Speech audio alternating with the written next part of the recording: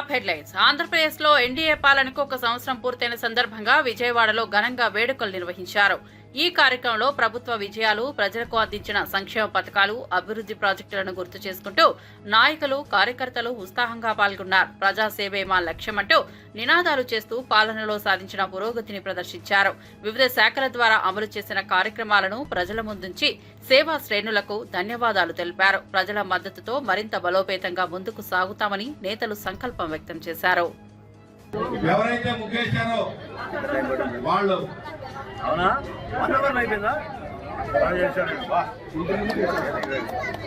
ఈరోజు ఈ ముగ్గురిని అందరినీ కూడా ఆలోచింపజేసే విధంగా ఉంది. అమ్మ దయచేసి అందరూ కూడా హాల్లో కూర్చోవలసిందిగా కోరుతున్నాం. ఓన్లీ ముగ్గురు వేసిన వారు మాత్రమే ఇక్కడ ఉంటారు. మనకు వచ్చినటువంటి అతిథులు హాల్లోకి వస్తారు.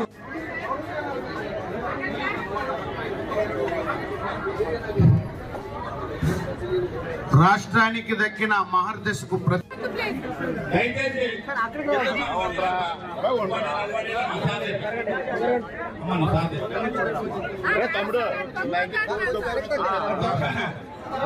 బాబు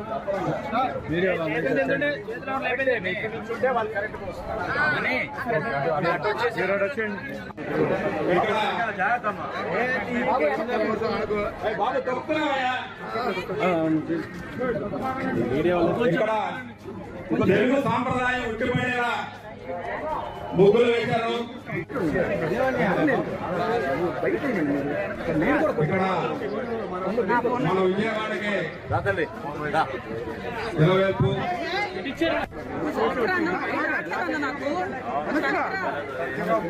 గోమాతను సేవిద్దాం అనేటువంటి నినాదంతో కూడా కోట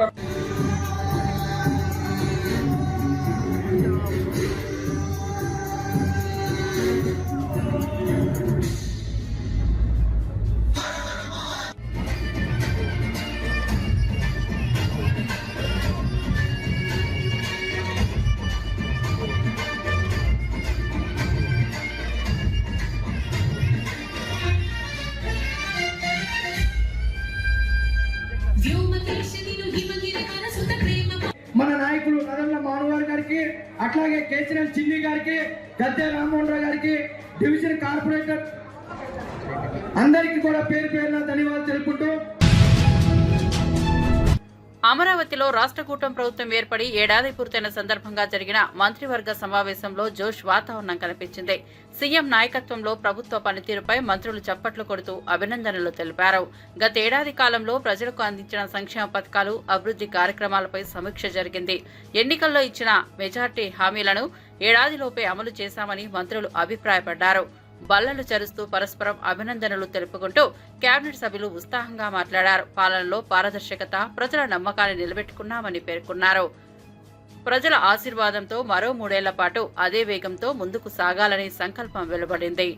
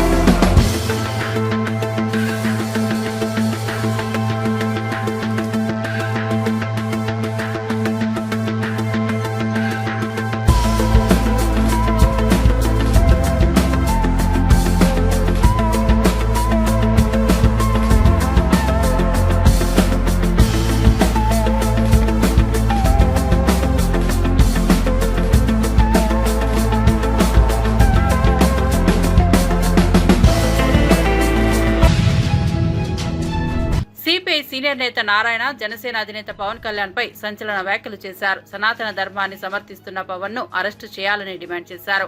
ఆయన పాటించే సనాతన ధర్మం క్రూరతతో కూడినదని, అరాచక ధోరణులు కలిగినదని నారాయణ ఆరోపించారు. అటువంటి ధర్మాన్ని సమర్థించడం సమాజానికి తప్పుదారి చూపడమేనని విమర్శించారు. విడాకులు లేనట్టు సనాతన ధర్మం చెబితే పవన్ కళ్యాణ్ 3 పెళ్లిళ్లు చేసి విడాకులు ఎలా తీసుకున్నారని ఆయన ప్రశ్నించారు. నైతిక విలువలపై మాటలతో ప్రజలను మభ్యపెట్టే ప్రయత్నం చేయకుండా స్వీయ ప్రవర్తన సరిచేసుకోవాలని సూచించారు. ప్రజాస్వామ్యంలో వ్యక్తిగత జీవితాలు ప్రజల్లో నమ్మకాన్ని పెంచేలా ఉండాలని పేర్కొన్నారు.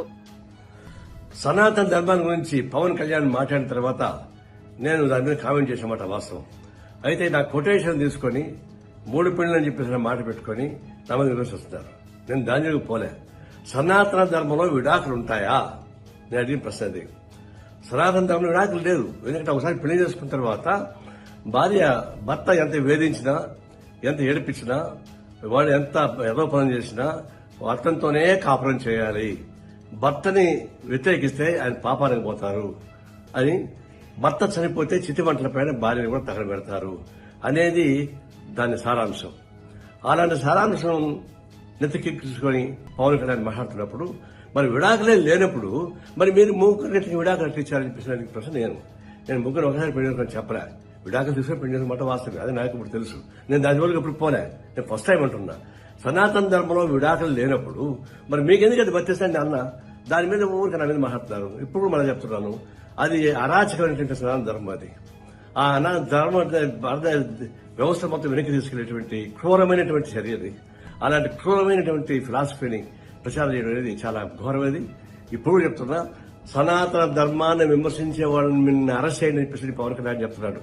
నేను చెప్తున్నా, సనాతన ధర్మాన్ని సమర్థించే వాళ్ళని అరెస్ట్ చేయమని చెప్పి చెప్తున్నా. పవన్ కళ్యాణ్ వాళ్ళని అరెస్ట్ చేయాల్సిందే. అది మన సెక్యులరిజానికి, ప్రజాస్వామ్యానికి, మన రాజ్యాంగానికి అర్థం పట్టే పద్ధతిలో ఉంటుంది. కాబట్టి సనాతన ధర్మాన్ని విమర్శించే వాళ్ళని కాదు, సమర్థించే వాళ్ళని చర్య తీసుకోవాలని కోరుతా ఉన్నా. 18 ఏళ్ల నిరీక్షణకు ముగింపు పలుకుతూ రాయల్ ఛాలెంజర్స్ బెంగళూరు జట్టు తొలిసారి ఐపీఎల్ టైటిల్ గెలుచుకుంది.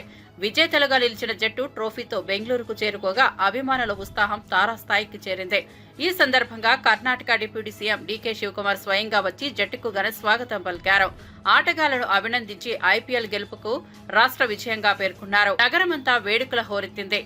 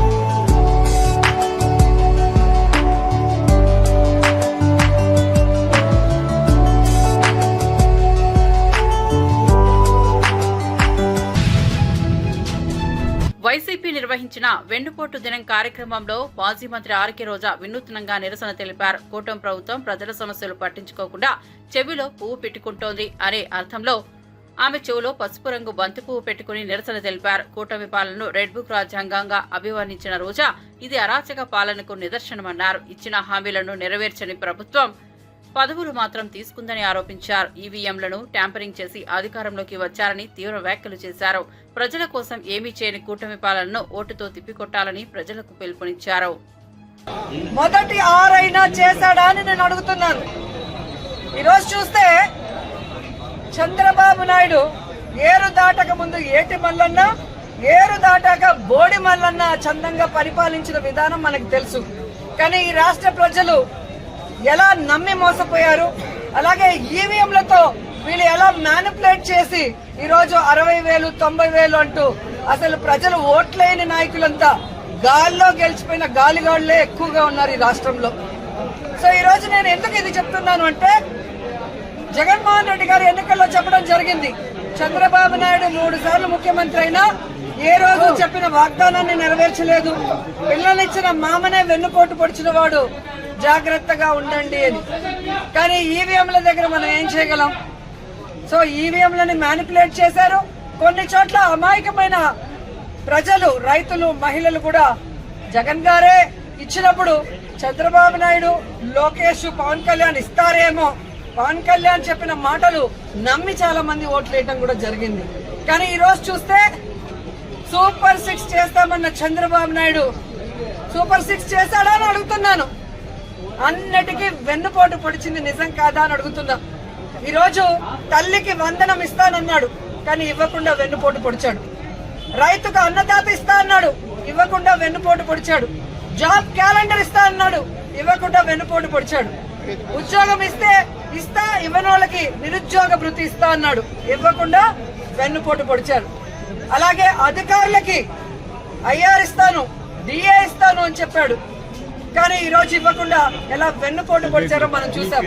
మహిళలకైతే ఉచిత బస్సు ఇస్తాను, పొద్దు నుంచి సాయంత్రం వరకు ఫ్రీగా తిరుక్కోవచ్చు అని చెప్పారు, కానీ ఇవ్వకుండా ఎలా వెన్నుపోటు పొడిచారో మీరందరూ కూడా కళ్ళారా చూశారు. ఈ రోజు ఒక్కరికి కూడా ఒక సెంటు భూమి గాని ఒక ఇల్లు గాని కట్టించకుండా ఎలా వెన్నుపోటు పొడిచాడో మీరందరూ కూడా కళ్ళారా చూస్తున్నారు. సో వెన్నుపోటు అంటే చంద్రబాబు నాయుడు, చంద్రబాబు నాయుడు అంటే వెన్నుపోటు. ఇది ఈ రోజు ప్రజలు తెలుసుకున్నారు. వాళ్ళకి జరిగిన నష్టాన్ని వాళ్ళు తెలుసుకున్నారు. ఎప్పుడెప్పుడు ఎన్నికలు పెడితే జగన్మోహన్ రెడ్డి గారికి ఓటేసి మళ్ళీ వైసీపీ నిర్వహించిన వెన్నుపోటు దినంలో పాల్గొన్న మాజీ మంత్రి బొత్స సత్యనారాయణ అస్వస్థతకు గురయ్యారు. విజయనగరం జిల్లా చీపురుపల్లిలో చేపట్టిన ర్యాలీలో ఆయన 3 రోడ్ల కూడలి వద్ద మైకులో మాట్లాడుతుండగా తీవ్ర ఎండ వలన వడదెబ్బకు గురయ్యారు. అకస్మాత్తుగా బొత్స కుప్పకూలిపోవడంతో అక్కడ ఉన్న నేతలు వెంటనే స్పందించి తన కారులో విజయనగరానికి తరలించారు. ప్రస్తుతం బొత్స ఆరోగ్యంగా నిలకడగా ఉన్నట్టు సమాచారం. ఘటన పార్టీ శ్రేణుల్లో కలకలం రేపింది.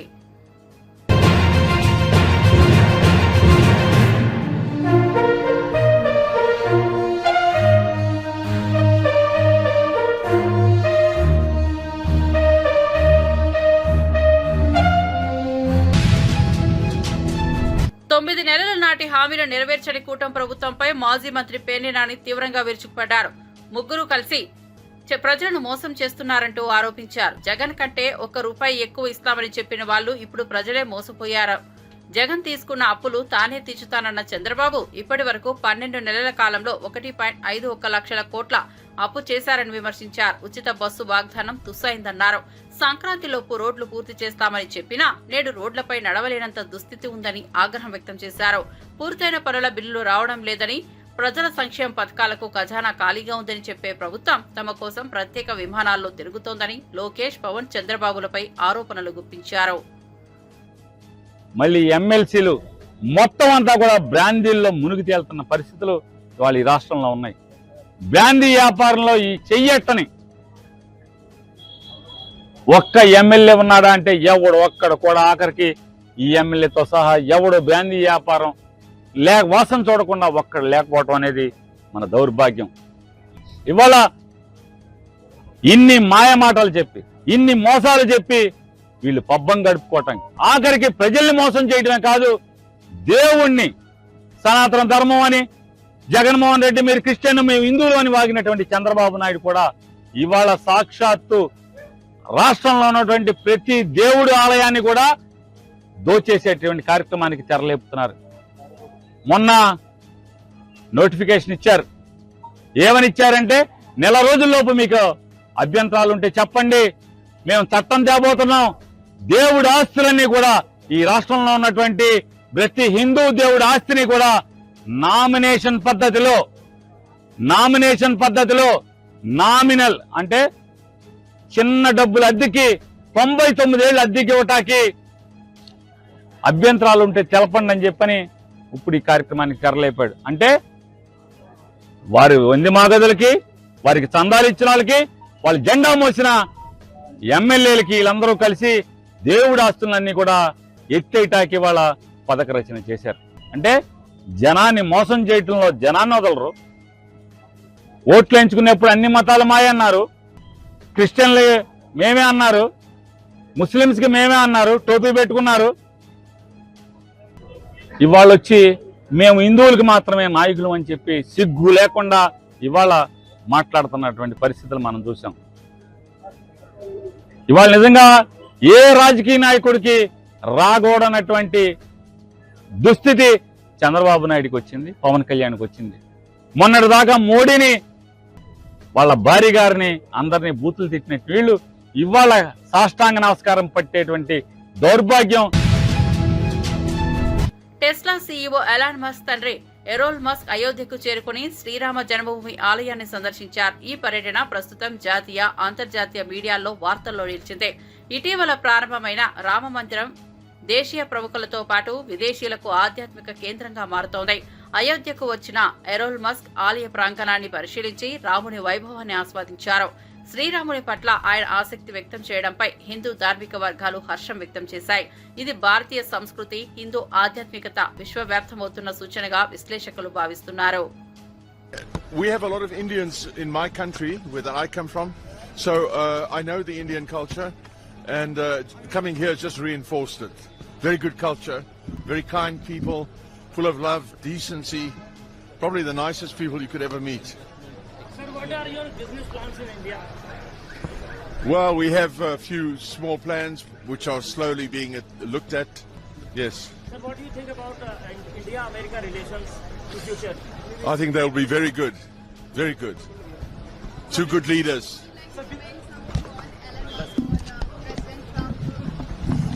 I think everything so far has gone very well, and like anything, you know, it takes a bit of time for people to understand, and I'm sure that I have no problems with what I've seen.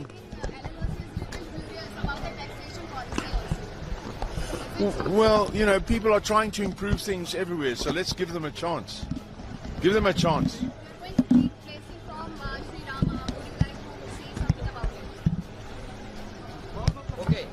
Guys, no more questions. With you, who came to India? Sorry? So with you, who from your family has came to India? My daughter is here, and I think quite a few of my family members have been here, but on holiday in the past. So my children, Elon, Kimball and Tosca, came through in 1983 when they were small, very small. As you have come first time to India, First time to India. what you will say to India culture? Oh, it's wonderful. It's amazing. I'll be back very, very soon. Anything evoked you from after coming in India? Oh, I just love the people and the culture and the food, and I'm excited to see more. And can you give an example? An example? Yeah. Anything evoked to you after coming in India? It's very welcoming. Everyone's very, it's a very exciting place. A lot of opportunities. So. If only everybody could be like this. Yeah. It would be wonderful. All right, guys. Thank you. Let's go. Thank you so much. Thank you.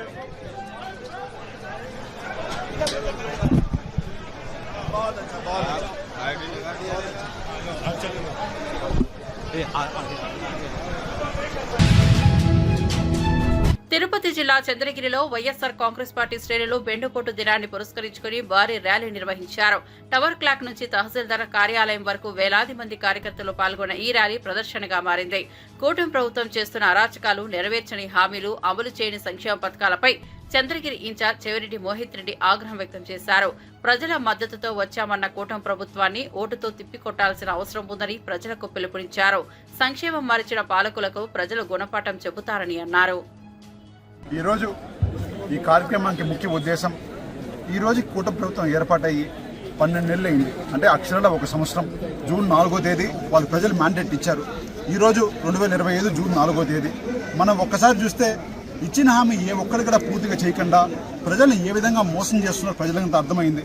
దానికి ఉదాహరణే ఈరోజు సుమారు 2000 మంది కార్యకర్తల పైన వచ్చి వాళ్ళ మీద వ్యతిరేకతతో ఈరోజు ఇంత గొప్పగా కార్యక్రమం చేయడమే దానికి ఉదాహరణ. ముఖ్యంగా మనం చూస్తే ఆ రోజు ఎలక్షన్లో గెలవడం కోసం ఎన్నో 143 హామీలు ఇచ్చడం జరిగింది. ఆ 143 కాకుండా సూపర్ 6 అని చెప్పి 6 ఖచ్చితంగా చేస్తామని చెప్పి ఇంకొక 6 హామీలు అదనంగా ఇవ్వడం జరిగింది. ఆ 6 హామీల మీద ఒకసారి మనం ఆలోచిస్తే అమ్మఒడి అని చెప్పి ఆ రోజు ప్రతి ఒక్క తల్లికి ఎంతమంది పిల్లలుంటే అంతమందికి 15,000 రూపాయలు ఇస్తామని చెప్పి జగనన్న అప్పుడు ఒక ఇంట్లో ఎంతమంది ఉన్నా ఒకరికి ఇస్తామని చెప్తే లేదు 10 మంది ఉన్నా 5 మంది ఉన్నా మేము డబుల్ ఇస్తామని చెప్పారో మాట ఇచ్చి ఈరోజు తల్లిదండ్రులకి ఓటేసుకోవడం జరిగింది. ఒకసారి ఆలోచించాలి, 1 సంవత్సరం అయ్యింది, ఎక్కడ అమ్మ ఒడి ఇచ్చాడా అని చెప్పి ఒక్కసారి ఇక్కడ మీ అందరి ద్వారా అడుగుతున్నాను. అదేవిధంగా ఆడవాళ్ళకి నెలకి 1,500 రూపాయలు 19 ఏళ్ళు దాటిన వాళ్ళ నుంచి 60 ఏళ్ళ లోపల వరకు అంటే సంవత్సరానికి 18,000 రూపాయలు డబ్బులు ఇస్తామని చెప్పి మాట ఇవ్వడం జరిగింది. ఈ 18,000 రూపాయలు ఎక్కడికి పోయాయని చెప్పి ఈరోజు ప్రతి ఒక్క తల్లి ప్రతి ఒక్క ఆడవాళ్ళు వెయిట్ చేస్తున్నారని కూడా తెలియజేస్తున్నాను. అదేవిధంగా ఫ్రీ బస్ అని చెప్పి ఆ రోజు హామీ ఇవ్వడం జరిగింది. ఈరోజు ఒక మంత్రి వచ్చి సంక్రాంతికి ఇస్తా అంటారు, ఇంకో మంత్రి దీపావళికి ఇస్తానంటారు, ఇంకో మంత్రి రంజాన్కి ఇస్తారు. అంటే పండుగలు పోతా ఉన్నాయి కానీ వీళ్ళు ఇచ్చిన హామీలు మాత్రం ఎక్కడా కనపడలేదని తెలియజేస్తున్నాను. వాళ్ళు ఎప్పుడు ఇస్తారో కూడా ఒక నిర్దిష్టమైన డేట్ గా చెప్పాల్సిన విజ్ఞప్తి చేస్తున్నాను. అదేవిధంగా ఇది ఒక్కటే కాదు, పిల్లలకి ఇంతకుముందు జగనన్న ఉన్నప్పుడు పిల్లలు బాగా చదువుకోవాలి, వాళ్ళందరూ కూడా బాగా ఉన్నత విద్య తీసుకోవాలని చెప్పి గవర్నమెంట్ స్కూల్స్ డెవలప్ చేయాలని చెప్పి కొన్ని కోట్లు ఖర్చు పెట్టి ప్రతి గవర్నమెంట్ స్కూలు కార్పొరేట్ స్కూల్స్ కన్నా గొప్పగా తయారు చేయడం జరిగింది. ఈ రోజు మనం చూస్తే గవర్నమెంట్ స్కూల్స్ ఇంగ్లీష్ మీడియం తీసేశారు, సిబిఎస్ఈ తీసేశారు. పిల్లలు అన్నం తినడానికి కూడా వీలు లేకుండా గోరుముద్ద అనే కార్యక్రమంగా తీసేయడం జరిగింది. అంటే ఈ స్థాయిలో ఈ రోజు ప్రజల్ని మోసం చేసి పేద పిల్లలను చదువుకోకూడదు, మాకు తెలిసి 4 కార్పొరేట్ స్కూల్సే బాగుండాలనే ఒక ఉద్దేశంతో ఈరోజు గవర్నమెంట్ చేసే కార్యక్రమాలు కూడా ఈరోజు ప్రజలందరూ కూడా చీకొట్టుకుంటున్నారు. తప్పకుండా మీరు చేసే తప్పుడు కార్యక్రమాలు, మీరు చేసే హామీలు చేయకుండా మీరు చేసే ప్రజలను ఇబ్బంది పెట్టేందుకు ప్రజల్లోకి పోతా ఉంది. దానికి ఉదాహరణ ఈరోజు ఈ కార్యక్రమం. ఇదే విధంగా మీరు కొనసాగితే నేను చెప్తున్నా ఈరోజు చివరికి వచ్చేసరికి మీకు తెలంగాణ పాత ఉద్యమ కాలంలోని ముఖ్య నేతలతో మధు యాష్కి కీలక భేటీ నిర్వహించారు. ఈ సమావేశంలో జానారెడ్డి, విజయశాంతి, గుత్తా సుఖేందర్ రెడ్డి, కేకే పాల్గొన్నారు. తెలంగాణ ఉద్యమ సమయంలో కాంగ్రెస్ పార్టీ తీసుకున్న భూమికను ప్రస్తావిస్తూ ఆ యుగానికి సంబంధించిన వాస్తవాలపై ఒక డాక్యుమెంటరీ రూపొందించాలన్న యోచనను చర్చించారు. రాష్ట్ర విభజనలో కాంగ్రెస్ నాయకత్వం చేసిన పాత్రను సమగ్రంగా ప్రజల ముందుకు తీసుకురావాలని లక్ష్యంగా ఈ భేటీ జరిగింది. ప్రజల్లో మళ్లీ కాంగ్రెస్ పునాది గుర్తింపు కోసం నడిపే ప్రయత్నాల్లో ఇది భాగంగా కనిపిస్తోంది.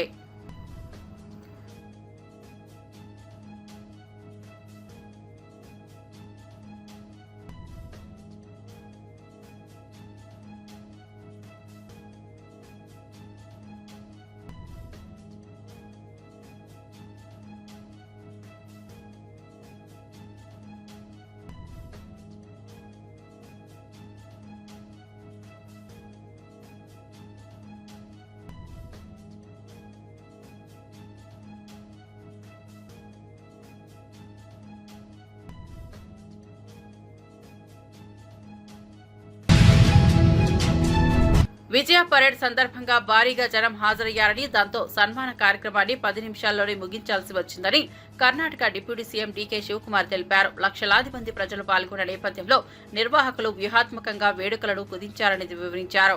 నాయకులు, కార్యకర్తల పట్ల గౌరవంగా కార్యక్రమం జరిగినప్పటికీ భారీ జనాభిమానానికి అనుగుణంగా సమయ పరిమితి విధించాల్సి వచ్చిందని చెప్పారు. పార్టీ విజయానికి ప్రజల ఆదరణే ప్రధాన బలమని డీకే అన్నారు. I have spoken to the police commissioner and all the people. I'm also going a little late to the hospital because now lot of trouble is there. I don't want to disturb the doctors who are trying to take care of the patients. And only the exact number is not been still this one. So we are at it. We appeal to all of them to still to be calm. How many people died? That is why we cut off a lot of programs were there. We didn't want to continue with the program. Only within 10 minutes with one round we just closed it. And we appeal even in the metros, whatever the metros has been jammed. We are not able to start. We are taking a little bit time to see that everything comes to the normal position. What is at present number? Yes. Of course. There is some issues. I will come back to you after I visit the hospital. Any numbers on the death toll? No, I can't. Only 5,000 police personnel were deployed, sir. You said the crowd that came in was running into thousands, sir. Was No, this enough? it was not thousands, it's lakhs. ನಾ ಯಾರನ್ನೂ see ನೋಡಿ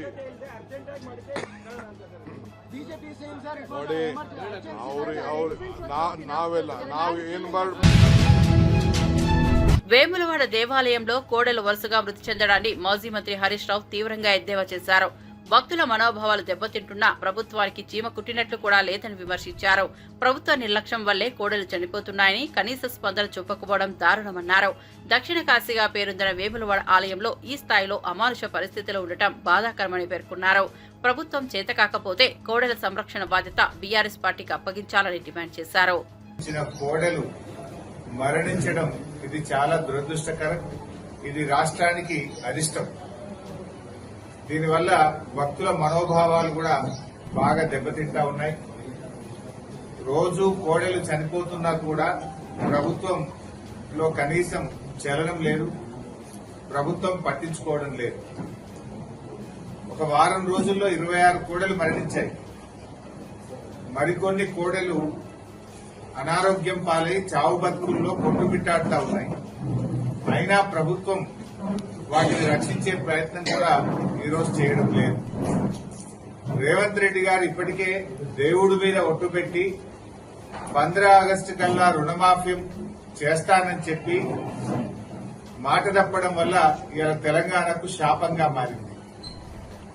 దేవుడి మీద ఒట్టు పెట్టి మాట తప్పితే అది శాపంగా మారింది. ఇంకొక వైపు వేములవాడ దేవస్థానంలో కోడలు మరణించడం ఈ రాష్ట్రానికి అరిష్టంగా మారుతా ఉంది. నేను అడుగుతా ఉన్న రేవంత్ రెడ్డి గారిని, ఇంకా కోడలకింత పచ్చిగడ్డేసేంత డబ్బు లేదా ఈ రాష్ట్రంలో? ఇంత కుడిది పెట్టి ఇంత గడ్డేసే సామర్థ్యం లేకుండా పోయిందా? ఎందుకు వేములవాడ దేవాలయం మీద మీరు శీతకన్ను ప్రదర్శిస్తా ఉన్నారు? ఎందుకు ఈ నిర్లక్ష్య వైఖరిని ప్రదర్శిస్తా ఉన్నారు? పతాక శీర్షికన పత్రికల్లో వార్తలు వస్తున్నా, మీడియాలో వస్తున్నా, ఎందుకు ఈ ప్రభుత్వం స్పందించడం లేదు? మీ ఇంటెలిజెన్స్ వ్యవస్థ ఏం చేస్తుంది? మీ అధికారులు ఏం చేస్తా ఉన్నారు? మీ కలెక్టర్ ఏం చేస్తా ఉన్నాడు? మీ యొక్క పశుసంవర్ధక శాఖ ఏం చేస్తా ఉంది? దేవాదాయ శాఖ ఏం చేస్తా ఉంది? అందరు నిద్రపోతున్నారా అని నేను అడుగుతా ఉన్నాను. ఇవాళ వేములవాడ రాజన్న అంటే దక్షిణ కాశీగా పేరుగాంచినటువంటి పుణ్యక్షేత్రం వేములవాడ రాజరాజేశ్వర స్వామి దేవస్థానం. భక్తులు ఎంతో భక్తితో ఆ కోడలను స్వామివారికి సమర్పిస్తూ ఉంటారు. ఇలా భక్తులు సమర్పించిన కోడలను కాపాడలేని దుస్థితిలో ఈ రాష్ట్ర ప్రభుత్వం ఉంది. అన్నింట్లా నిర్లక్ష్యమే. చివరికి దేవాలయాల మీద కూడా మీరు నిర్లక్ష్యం వహిస్తా ఉన్నారు. ఇంత గడ్డేసి గుడిది పెట్టే తెలివి లేదా? ఇంకా కోడల్ని కాపాడే సోయి లేదా మీకు? రోజు 5, 10 చనిపోతుంటే కూడా ప్రభుత్వం స్పందించదా అని నేను అడుగుతా ఉన్నాను. గుంటూరు కలెక్టరేట్ వద్ద నిర్వహించిన వెన్నుపోటు దినం కార్యక్రమంలో మాజీ మంత్రి అంబటి రాంబాబును ఓ పోలీసు అధికారి వేలు చూపిస్తూ బెదిరించిన ఘటన కలకలం రేపింది. అనుమతి లేని కార్యక్రమం అంటూ వైసీపీ నేతలపై ఆగ్రహం వ్యక్తం చేసిన పోలీస్ అంబటితో వాగ్వాదానికి దిగారు. పోలీసు వ్యవహారం వేడెక్కడంతో అక్కడున్న నేతలు, కార్యకర్తలు ఆగ్రహం వ్యక్తం చేశారు. అధికారులను వేధించే ప్రయత్నం చేస్తున్నారని పోలీసులు అభిప్రాయపడగా, ప్రజాస్వామ్యంలో ఇటువంటి హెచ్చరికలు తగవు అని అంబటి మండిపడ్డారు.